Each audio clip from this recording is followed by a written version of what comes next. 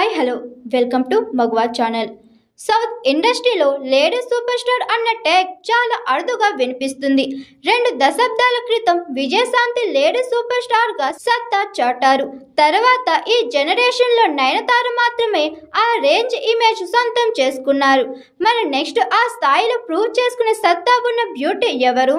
Present సౌత్లో lady super star అన్న స్టేటస్ను ఒక్క నయనతార మాత్రమే ఎంజాయ్ చేస్తున్నారు. ఆ మధ్య సమంత ఆల్మోస్ట్ ఆ రేంజ్కు వచ్చేసినట్లుగానే కనిపించినా తర్వాత స్లో అయ్యారు. దీంతో నెక్స్ట్ నెంబర్ 1 రేస్లో ప్రూవ్ చేసుకున్న బ్యూటీ ఎవరన్న డిస్కషన్ మొదలైంది. లేడీ సూపర్ స్టార్ ట్యాగ్ రేస్లో ప్రెజెంట్ ఉన్న హీరోయిన్లలో 2 పేర్లే మేజర్గా వినిపిస్తున్నాయి. గ్లామర్ ప్లస్ టాలెంట్తో దూసుకుపోతున్న రష్మిక మందన, మంచి పర్ఫార్మర్గా పేరు తెచ్చుకున్న సాయి పల్లవి. ఈ ఇద్దరిలో ఎవరు లేడీ సూపర్ స్టార్ ట్యాగ్ సాధిస్తారన్న చర్చ జరుగుతుంది.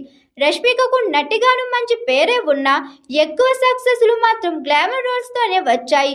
గ్లామర్ అన్న మాటకు చాలా దూరంగా ఉండే సాయి పల్లవి కేవలం తన నటనతోనే నెంబర్ 1 రేసులోకి వచ్చారు.